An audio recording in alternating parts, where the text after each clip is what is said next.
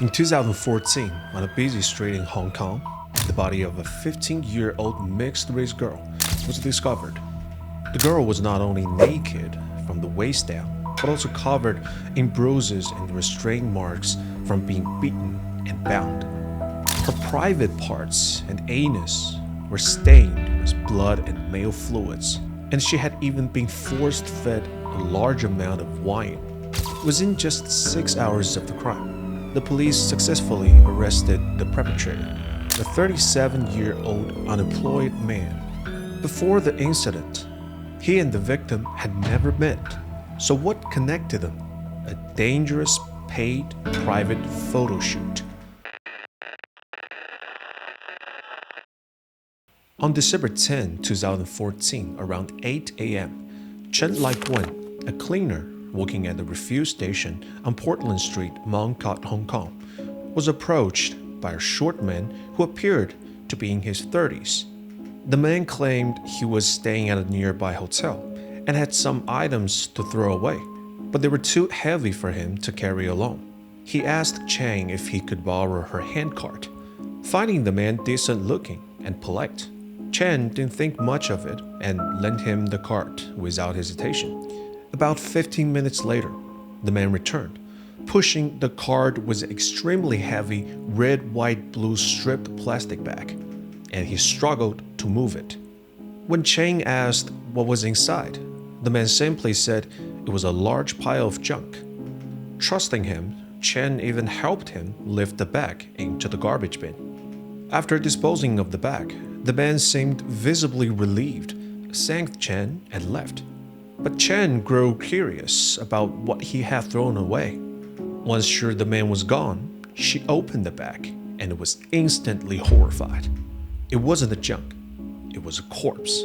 Chen screamed, drawing her co-worker's attention.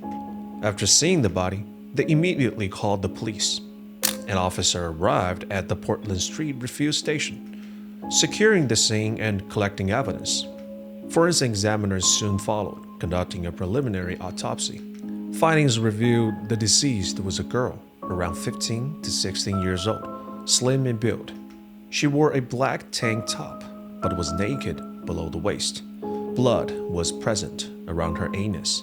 Lividity had formed on her thighs.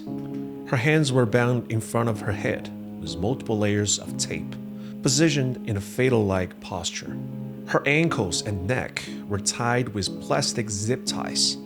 Based on lividity, the forensic examiner estimated time of death at roughly 24 hours earlier. Cause of death: strangulation. Additionally, the victim had multiple bruises, wounds, and lacerations on her head, neck, and limbs, likely caused by a blunt object, though some may have resulted from struggling or self-defense before death. After completing the autopsy, Hong Kong police quickly divided into two teams to investigate. One team followed the clues provided by Chen Lai-Gwen that the suspect lived in a nearby hotel and was of short stature, and began investigating hotels near the Portland Street refuel station. The other team focused on identifying the victim. 5 hours later, at 1 p.m. on December 10th, the team investigating the suspect reported progress.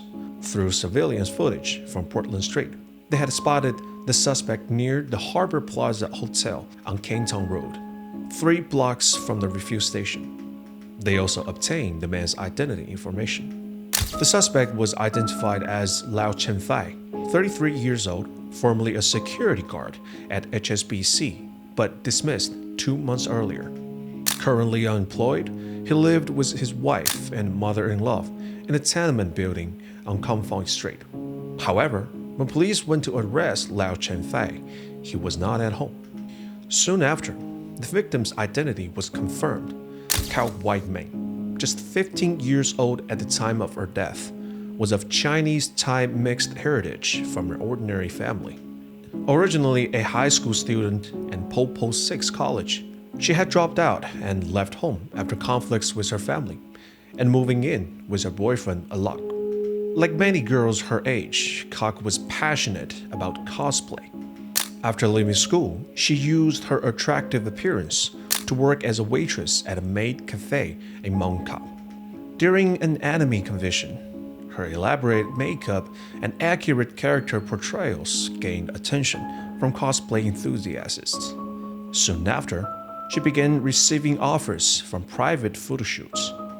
To explain a little more about private photoshoots, it's also called 私影 in Cantonese, or exactly what the name suggests, private photography sessions. Originally promoted by photography enthusiasts as activities between photographers and models. Unlike professional photography, which requires certain qualifications, private shoots lack professional certification and attract a mixed crowd, ranging from working professionals to casual hobbyists. In recent years, this has led to numerous issues regarding personal safety, privacy, and social morality. Worse still, some criminals pose as photographer, using private shoots as a pretext to trick young women into taking nude photos or sexually assault them. However, the young Kok Wai-ming didn't consider these risks. On the contrary, she was excited about the photoshoot invitations, seeing them as opportunities to both indulge her love of being photoed and earn money to support herself. So, she not only accepted all private photoshoot invitations that came her way, but also created a dedicated Facebook page to share cosplay tips. Through this, she gained recognition in the cosplay community, and more people sought her out for private shoots. Later, she even quit her job at the maid cafe and began taking private photoshoot assignments exclusively. On December 8, before the incident occurred, Kok Wai-ming's boyfriend Alok posted a missing person notice on Facebook, claiming his girlfriend's little bee had disappeared and asking netizens to help locate her.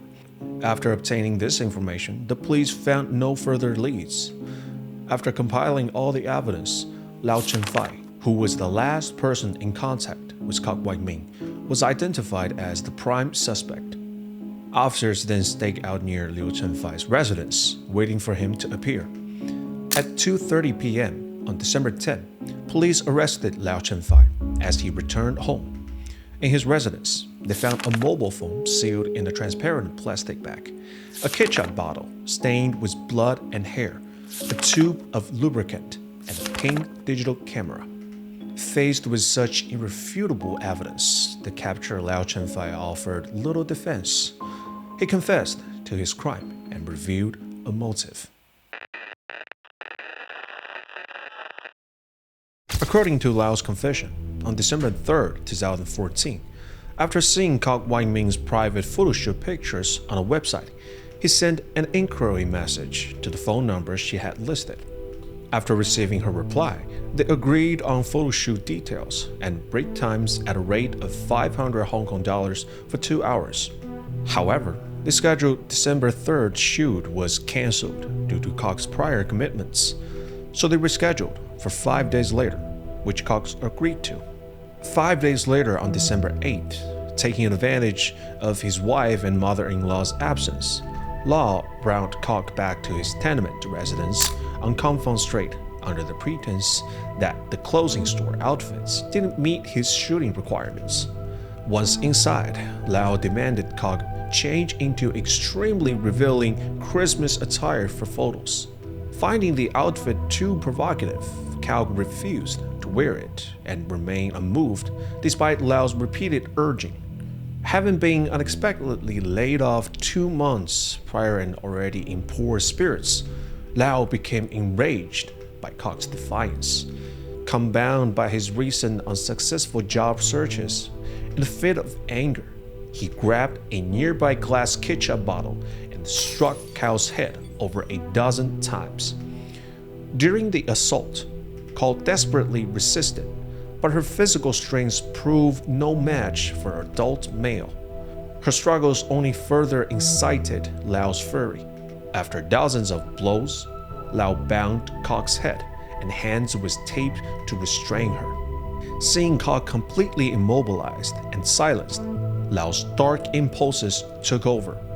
Compelled by these urges, he forcibly stripped Kao's naked, perversely forced liquid into both her private parts and mouth, then removed his own clothes and violated her with his tongue. Throughout the assault, Cole pleaded for mercy, promising not to report the incident to anyone, including family or police, if released. But Lau, now completely deranged and believing he had already crossed the point of no return, ignored her pleas and brutally raped her. Fearing discovery by his family, Lau disregarded Cal's terrified begging and used 3 strips of tape to suffocate her to death. He then packed her body into a green suitcase from his home and dragged it outside, intending to dispose of it. Shortly after leaving his residence, Lau, driven by a twisted desire to enjoy himself multiple times, openly checked into the Harbor Plaza Hotel with the suitcase. And there, he violated Cal's corpse twice more, leaving his fluids inside her. After committing these heinous acts, Lau left Cal Wai-ming's body in the hotel room and secretly disposed of her clothing. Only then did he begin considering how to conceal the corpse. Initially, he contemplated renting an apartment to hide the body, but abandoned the idea after seeing monthly rents averaging 2,000 Hong Kong dollars. It was far beyond what the employed man could afford. As his wife was about to return home, Lau rushed back to clean up all traces of the crime. When his wife arrived, he behaved completely normal, even taking her out for dinner before returning home to sleep. His wife likely never imagined the man lying peacefully beside her had become a murderer. Early on December 9th, after seeing his wife off to work, Lau executed his plan. He retrieved a large plastic bag from home and returned to Harbor Plaza Hotel. And there, he stuffed Cal's body into a bag before transporting it downstairs, leading to the refuse station incident where he borrowed the cleaner's cart. The subsequent autopsy checked out every detail of Lau's confession. Forensic examination revealed no recent trauma to cause genital area, anal bleeding and tearing consistent with forced penetration, male fluids and alcohol, components in both vagina and anal cavities. A white plastic bottle cap found 10 centimeters inside the rectum DNA. Analysis confirmed the anal fluids matched Lau's.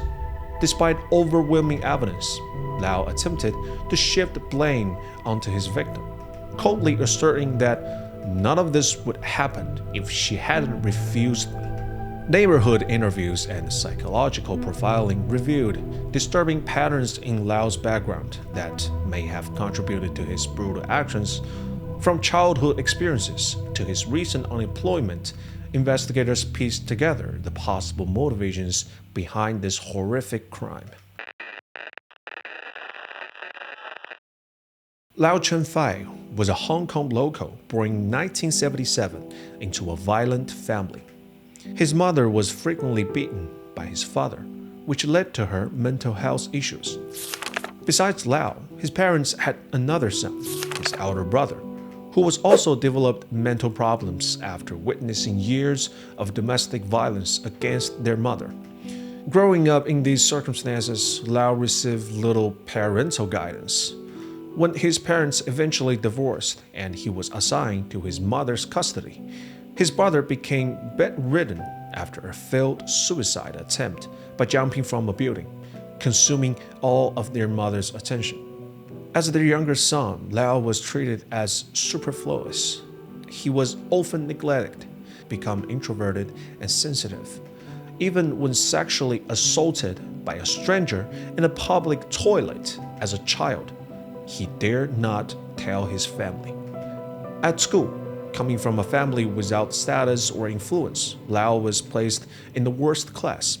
He performed poorly academic records and was bullied by classmates who called him trash. Even teachers mocked him for his short stature. This pattern continued into adulthood. In the workplace, Lau faced constant suppression from superiors and exclusion by colleagues. Unable to make genuine friends, his self-loathing grew progressively worse. Around 2000, Lau took up gambling, visiting Macau casinos where he lost around 1 million Hong Kong dollars. This distorted his already unstable mental state. He became lethargic, staying home all day playing video games, unemployed and avoiding social interaction, living aimlessly on his meager savings. In 2003, after meeting his future wife online and marrying her, Lau was briefly motivated to change. He began working hard, taking multiple jobs to save for an apartment. At 2007, Lau became a security guard at HSBC's vault. However, as a newcomer, he was routinely excluded and bullied by co-workers, preventing any career advancement. After 7 years at HSBC, his salary had increased by only 1,000 Hong Kong dollars. In November 2014, after being framed by both superiors and colleagues, Lau was fired. To save living costs, his wife took him to live with her parents. Life at his in-laws was equally difficult for Lau. His mother-in-law was extremely domineering, controlling all household matters. She would scold everyone over the slightest unapproved actions, making Lau fearful of her. After losing his job, Lau failed to find new employment. He reverted to his pre-marriage lifestyle, spending days in gaming arcades, obsessing over gambling techniques. This continued until the incident involving Kok Wai Ming occurred. Although the case was solved quickly, due to various reasons, the trial didn't begin until December 27, 2017. During the first hearing, Lau's mental state deteriorated. He denied the murder charges in court, claiming it was manslaughter instead. He asserted that during the incident, the devil possessed him and used his body to commit those acts. But the second hearing on March 5, 2018, Lau changed his testimony again, stating that he had mistaken Kok Wai Ming for a colleague who had bullied him. He insisted that he committed the crime due to mental instability and revealed that his brother and mother also suffered from mental illness. However, the testifying psychiatrist disagreed, stating that Lau showed no sign of psychosis during the crime. On the night of the incident, he had dined with his wife calmly and normally. Even if Lau had experienced mental issues in the past, medication had significantly improved his condition, making it unlikely that he acted out of control due to mental illness. The doctor further noted that Lau tended to exaggerate his symptoms to evade legal consequences. On March 13, 2018, after thorough deliberation, a jury of 5 men and 2 women unanimously found Lau Chenfai guilty of murder, ruling out manslaughter. The judge condemned Lau's action as utterly vile and inhuman, describing the murder as horrific and brutal, and stating that it had severely disrupted social order. Lau was sentenced to life imprisonment.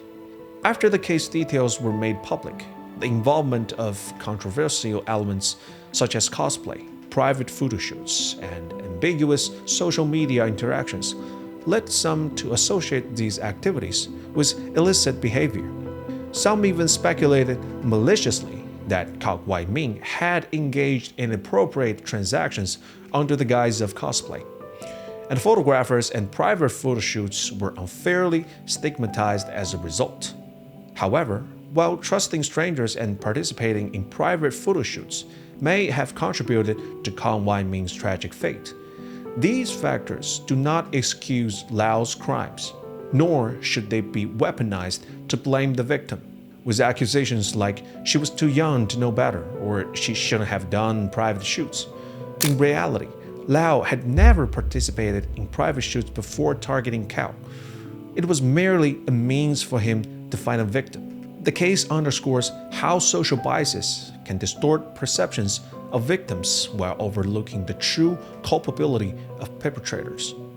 Kok Wai Ming's tragic death should not be used to justify moral judgments against cosplay or private photography, but rather as a reminder of the dangers posed by predatory individuals like Lau Chenfai.